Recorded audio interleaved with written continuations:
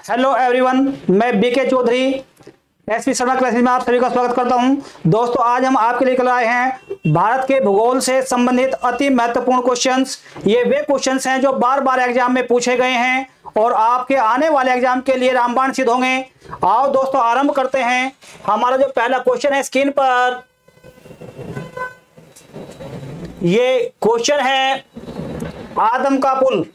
आदम का पुल, आदम का पुल यानी कि आदम ब्रिज के बारे में कह रहा है। आदम का पुल, आदम ब्रिज निम्नलिखित में से किन दो देशों के मध्य स्थित है? दो देशों का नाम पूछा है। आदम ब्रिज, आदम ब्रिज से आप समझ गए होंगे कि राम सेतु के बारे में पूछ रहा है, ये वहीं पर स्थित है। तो देखिए, इसका जो सही आंसर होगा ये होगा आपका भारत और श्रीलंका। भारत और श्रीलंका।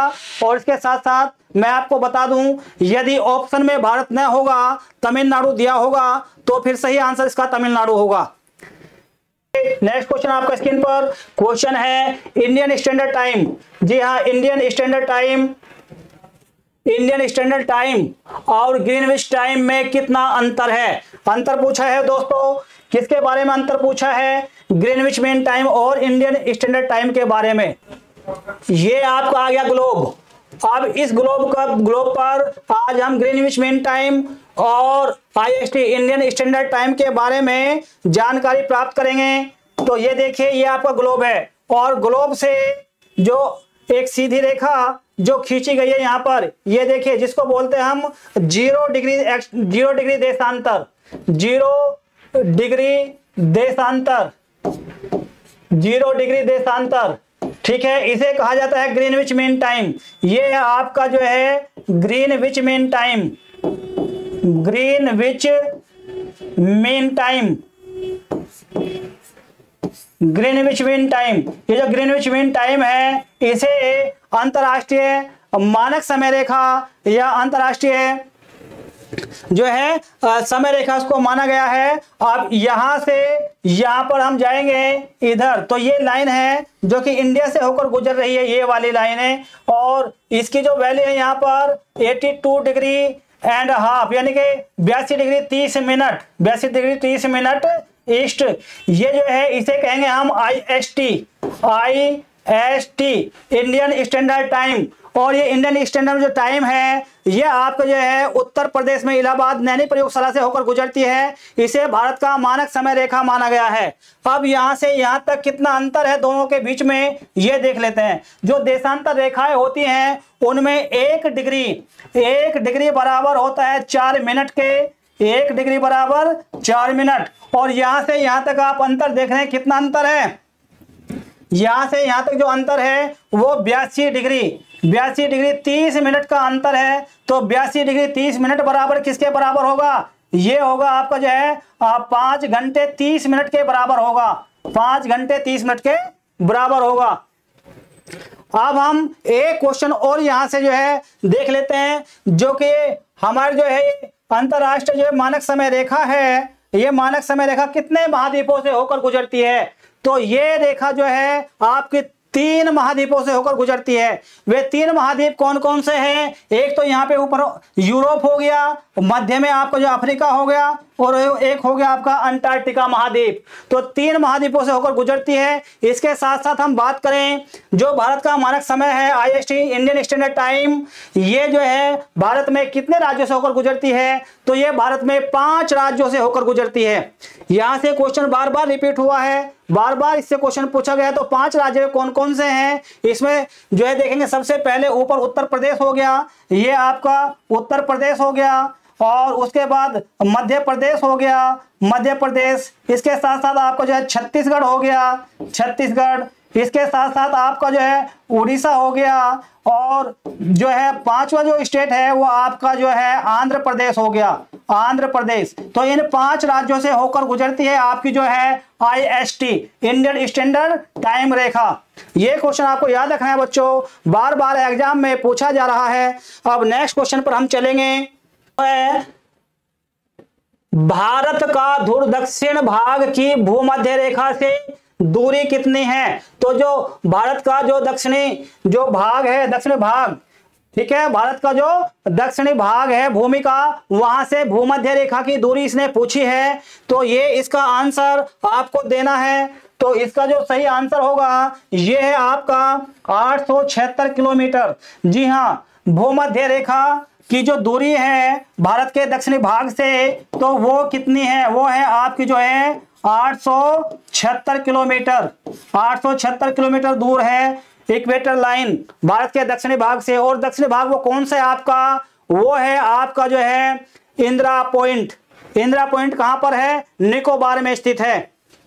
अब हम नेक्स्ट क्वेश्चन की ओर चलेंगे।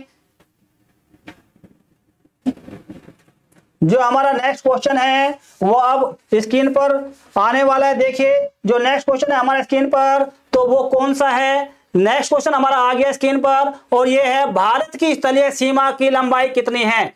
भारत की स्थलीय सीमा की लंबाई कितनी, ये इसने क्वेश्चन पूछा है। जब स्थलीय सीमा की लंबाई पूछ रहा है तो आपको थोड़ा ज्ञात होना चाहिए, वो इस लंबाई की बात कर रहा है जो भारत की स्थलीय सीमा है इसकी बात कर रहा है। देखिए जो भारत की स्थलीय सीमा की जो लंबाई है वो जो होगी, तो ये होगी आपकी 15,200 किलोमीटर। जी हाँ, 15,200 किलोमीटर। और ये जो दूरी है, ये लैंड बाउंड्री भारत के 14 राज्यों की सीमाएं जो हैं वो विदेशों के साथ मिलती है। अंतरराष्ट्रीय सीमाएं बनाते हैं 14 देश। याद रखना बच्चों, भारत के 14 राज्य, भारत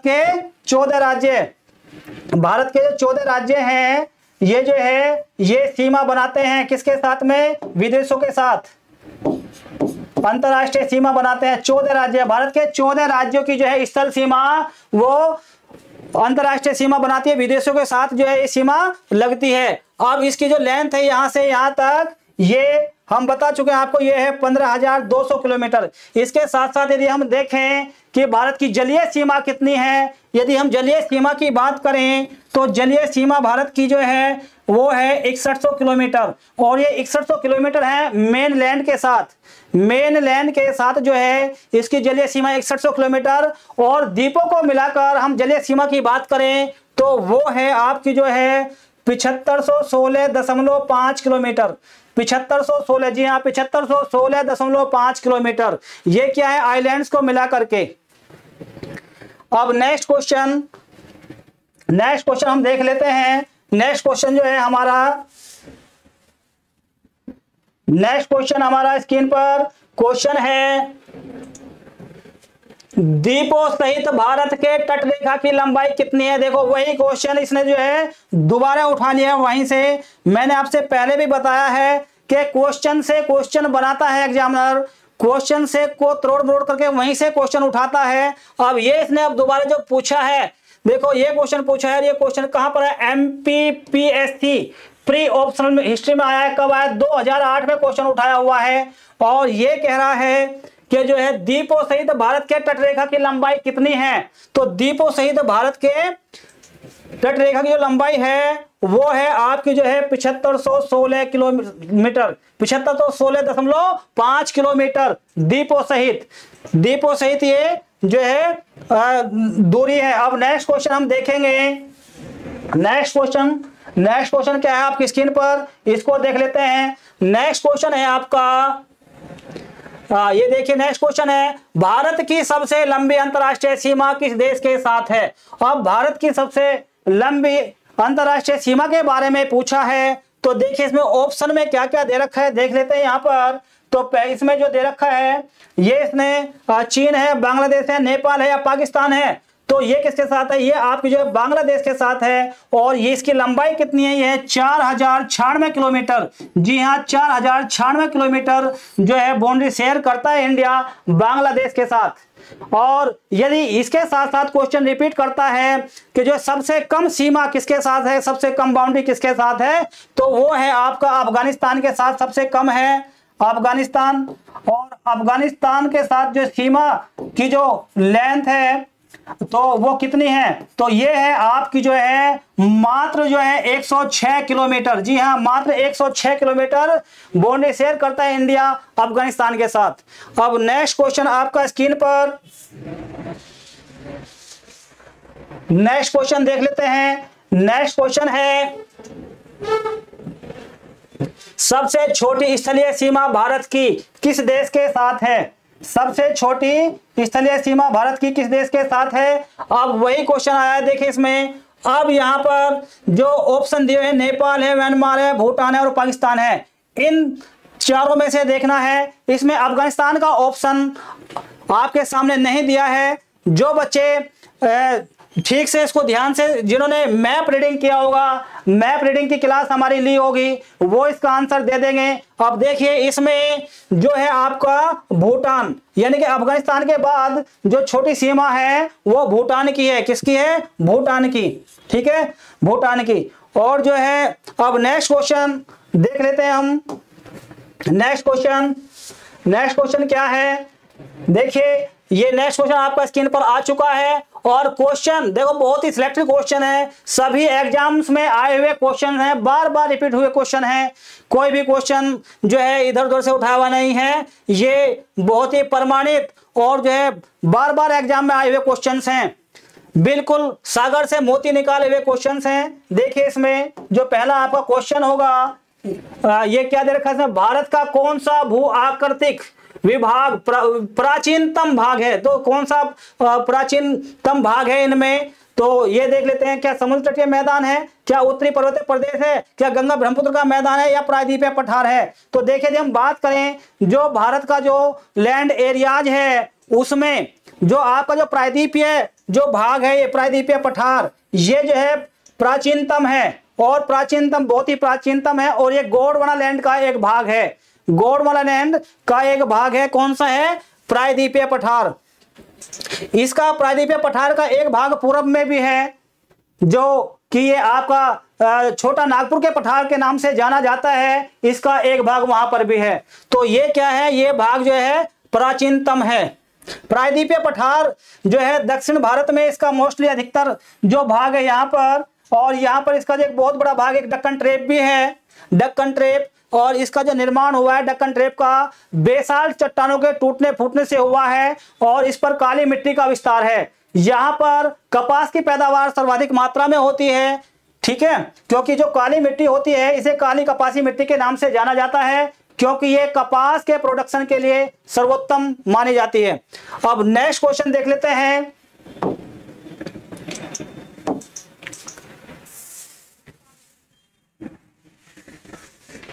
अब नेक्स्ट क्वेश्चन आपकी स्क्रीन पर क्वेश्चन है, न्यूमूर द्वीप किन दो देशों के मध्य विवाद का कारण है? अब न्यूमूर द्वीप के बारे में पूछा है, ये किन दो देशों के बीच में विवाद का कारण है? तो इसका जो सही जो आंसर है तो ये है आपका जो है भारत और श्रीलंका, ये सॉरी भारत और बांग्लादेश। भारत और बांग्लादेश के मध्य न्यूमूर द्वीप जो है विवाद का कारण है, क्योंकि जो ये न्यूमूर द्वीप है ये बंगाल की खाड़ी में उत्तर की ओर स्थित है, उत्तर की ओर स्थित है। ये जो है ये भारत और जो है बांग्लादेश की जो है जलीय सीमा में आता है और इसलिए विवाद का कारण जो है बना हुआ है। अब नेक्स्ट क्वेश्चन है हमारा, नेक्स्ट क्वेश्चन आपकी स्क्रीन पर, नेक्स्ट क्वेश्चन है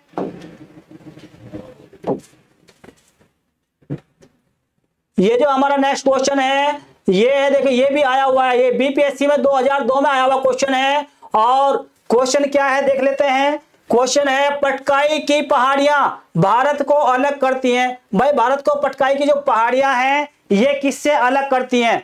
ये किससे अलग करती हैं? तो इसका जो सही आंसर है ये है आपका म्यांमार से अलग करती हैं, अर्थात बर्मा से अलग करती हैं। अब ये पटकाई की पहाड़ियां है कहां पर?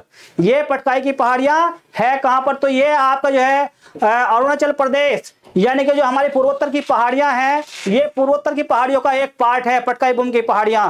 तो जो है ये म्यांमार से हैं। और इसके साथ साथ हम एक और क्वेश्चन देख लेते हैं गारो खासी जयंतिया के पहाड़ी के बारे में। गारो खासी जयंतियां, गारो खासी और जयंतियां, गारो खासी जयंतियां। क्वेश्चन कभी कभी पूछा जाता है कि ये जो पहाड़ियां हैं गारो खासी जयंतियां ये जो है कहां पर है? ये तीनों जो पहाड़ियां हैं ये मेघालय में स्थित हैं, मेघालय में। और मेघालय को तीन ओर से घेरे हुए हैं, इसी कारण यहाँ पर जो है सर्वाधिक वर्षा होती है और विश्व में सर्वाधिक वर्षा वाला स्थान जो है मोसिनराम, वो यहीं पर स्थित है, मेघालय में स्थित है मोसिनराम। मोसिनराम मेघालय में स्थित सब विश्व का सबसे अधिक वर्षा वाला स्थान। ठीक है, अब हम आगे चलते हैं।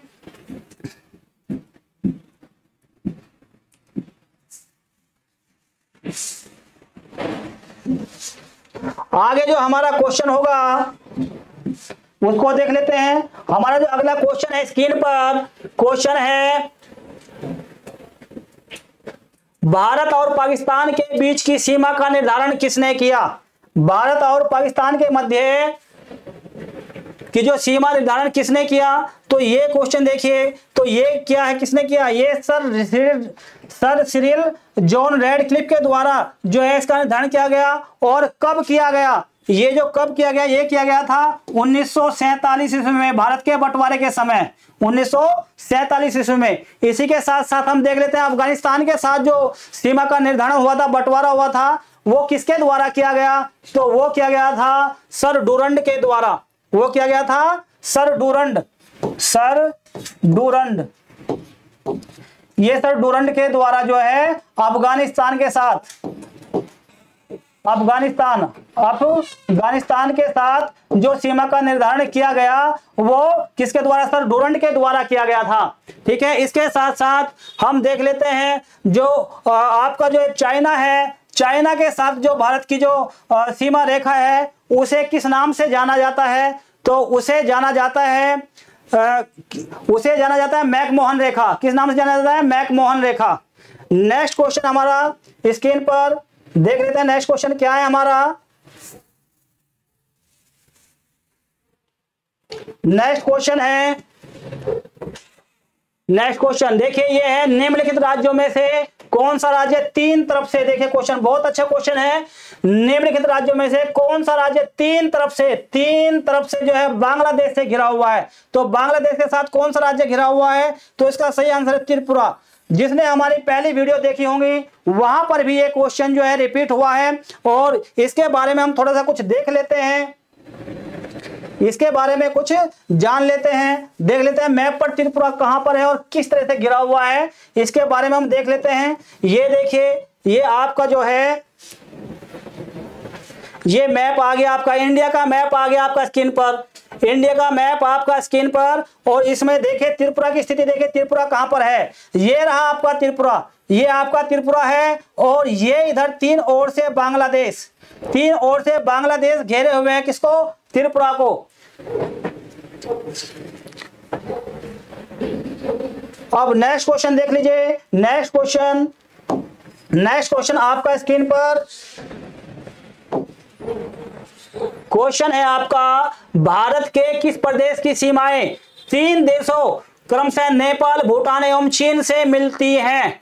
भाई किस प्रदेश की, कौन से प्रदेश की सीमा जो है इन तीन देशों के साथ मिलती है? एक ही राज्य की सीमा तीन देशों के साथ मिलती है, भारत के उस राज्य का नाम बताना है। क्वेश्चन आया हुआ है, कब आया? देखिए 1994 में आया, MPPSC में आया हुआ क्वेश्चन है। तो इसमें देख लीजिए इसका सही आंसर क्या होगा। तो क्या सिक्किम है, अरुणाचल प्रदेश है, मेघालय है, पश्चिम बंगाल है? तो कौन सा सही है इसमें? आंसर दीजिए। जिसने मैप रीडिंग की क्लासें हमारी पहले ली है वो शायद इस क्वेश्चन का आंसर जानते होंगे और जो इसका सही आंसर है वो होगा आपका सिक्किम। जो सिक्किम है, सिक्किम तीन राज्यों के साथ तीन जो है देशों के साथ, अकेला सिक्किम राज्य है, तीन देशों के साथ इंटरनेशनल बाउंड्री शेयर करता है। नेक्स्ट क्वेश्चन देख लेते हैं। नेक्स्ट क्वेश्चन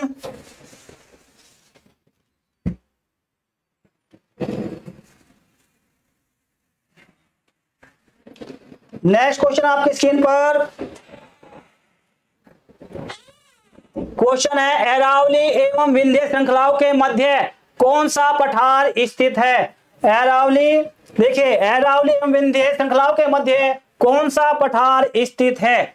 तो कौन सा पठार स्थित है? देखिए इसमें आप बताइए तो कौन सा पठार स्थित है? तो इसका जो सही आंसर है मालवा का पठार। जी हाँ, मालवा का पठार एक ओर से तो घिरा हुआ अरावली पर्वत से और दूसरा जो है विंध्य जो पर्वतमाला है विंध्य पर्वतमाला से घिरा हुआ है? कौन सा पठार घिरा हुआ है? मालवा का पठार। जो विंध्य पर्वतमालाएं हैं ये भारत में पूर्व से पश्चिम की तरफ मध्य भारत में फैली हुई हैं और भारत को दो बराबर भागों में बांट देती है, जिसमें कि दक्षिण का भाग प्रायद्वीपीय भारत और उत्तर का भाग उत्तरी भारत। अब यदि हम बात करें पठार की बात हम कर रहे हैं तो कार्बी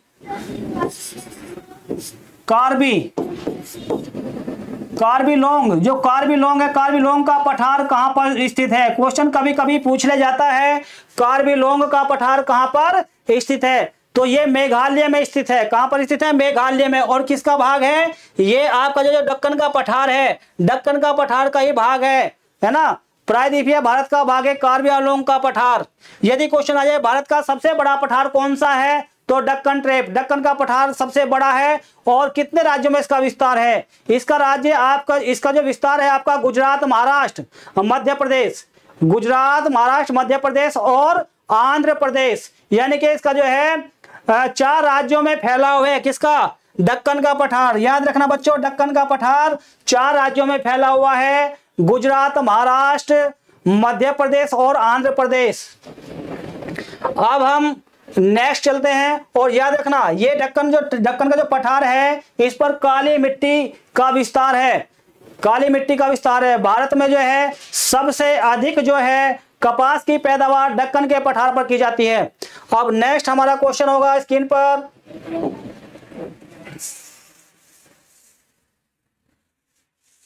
नेक्स्ट क्वेश्चन देख लीजिए। जो आपका नेक्स्ट क्वेश्चन है उसको देख लेते हैं। नेक्स्ट क्वेश्चन है हमारा, निम्नलिखित में से कौन सा एक भारत का प्रवाल द्वीप समूह है? बहुत अच्छा क्वेश्चन है, एग्जाम्स में बार बार रिपीट हुआ है क्वेश्चन ये। निम्नलिखित में से कौन सा एक भारत का प्रवाल द्वीप समूह है? देखो IAS प्री ऑप्शनल हिस्ट्री में पूछा गया, ठीक है ना। उसके बाद काफी एग्जाम्स में ये क्वेश्चन बार बार रिपीट हुआ है, जनरल एग्जाम्स में जो है रिपीट होता रहता है। अब इसमें जो है इसका जो सही आंसर है तो ये है प्रवाल द्वीप। कौन सा है? ये आपका लक्षद्वीप, लक्षद्वीप, जी हाँ, लक्षद्वीप जो है ये एक प्रवाल द्वीप है। प्रवाल द्वीप यानी कि जो है कोरल रॉक से निर्मित, कोरल रॉक्स, प्रवाल द्वीप से इसका निर्माण हुआ है। और कितने द्वीप हैं यहाँ पर? यहाँ पर जो है 36 द्वीप, 36 द्वीपों का समूह है। और इसकी जो राजधानी है, इसकी राजधानी है कवारती। कौन सी राजधानी है? कवारती। लक्षद्वीप की राजधानी कवारती। और ये एक केंद्र शासित प्रदेश है जो अरेबियन सी में स्थित है। अब इसके साथ साथ हम देख लेते हैं ये प्रवाल होते क्या हैं। जो हमारा जो समुद्र है, समुद्र में जीव जंतु और पादप मरने के पश्चात उनके कंकाल एक जगह एकत्र होते चले जाते हैं। और जो है इसके द्वारा जो एक कृत्रिम जो टीले का निर्माण होता है, कृत्रिम चट्टान का निर्माण होता है, इसे ही जो है प्रवाल द्वीप के नाम से जाना जाता है। इसके साथ साथ हम देख लें जो हमारा अंडमान निकोबार द्वीप समूह है वो किस तरह का द्वीप है। तो अंडमान जो निकोबार द्वीप समूह है वो वास्तव में डूबे हुए पर्वतों के सिरे हैं। क्या है वो? डूबे हुए पर्वतों के सिरे हैं। हिमालय के निर्माण से पहले कभी इधर ये पर्वतीय क्षेत्र हुआ करता था, लेकिन ये जो है और इससे आगे का जो क्षेत्र था वहां पर थेटिस नाम का जो सागर था वो लहराता था। लेकिन धीरे धीरे जैसे परिवर्तन हुआ, शैलों में परिवर्तन हुआ, तो इधर जो है जो हिमालय का जो क्षेत्र जहां पर कभी थेटिस नामक जो सागर था वो वहां पर होता था, और इधर आपका अंडमान निकोबार द्वीप समूह में ये पहाड़ी क्षेत्र, ये पर्वतीय क्षेत्र था, तो दक्षिण का भाग नीचे धंसता चला गया और इधर जो है उत्तर का भाग थोड़ा ऊपर उठता चला गया। और जहां पर सागर था वहां पर निर्माण हो गया हिमालय पर्वतमाला का, जो कि भारत की एक नवीनतम पर्वतमाला है और आज भी ग्रो कर रही है, आज भी बढ़ रही है। और जो दक्षिण में जो पर्वतीय क्षेत्र थे वो नीचे जो है भूमि में धंस गए और आज जो है द्वीपों के रूप में, जिसको हम अंडमान निकोबार द्वीप समूह कहते हैं, उसमें उभरे हुए हैं। अब इससे आगे के जो क्वेश्चन हम देख लेते हैं। आज का जो हमारा जो लास्ट क्वेश्चन है स्क्रीन पर उसको देख लेते हैं। बहुत मेहनत लगती है ऐसे क्वेश्चन तराशने में, बहुत मेहनत लगती है सागर से मोती निकालने में। आप देख लेते हैं इसको। ये क्वेश्चन हमारा है, भारत के किस भाग में बैरन ज्वालामुखी द्वीप स्थित है? बैरन ज्वालामुखी। भारत में मात्र जो है एक ही सक्रिय ज्वालामुखी है जिसका नाम है बैरन द्वीप, और ये जो है कहां पर स्थित है, तो ये आपका जो है अंडमान द्वीप समूह में स्थित है। कहां पर स्थित है? अंडमान द्वीप समूह में, अंडमान द्वीप समूह। दोस्तों आज की क्लास हमारी यहीं पर समाप्त होती है, और आप सभी से विनती है, गुजारिश है, हमारे चैनल को सब्सक्राइब करें, लाइक करें, शेयर करें, और इसके बाकी जो पार्ट्स हैं वो हम अगली वीडियो में आपके लिए लेकर आएंगे। तब तक के लिए सभी दोस्तों को नमस्कार, धन्यवाद, जय हिंद।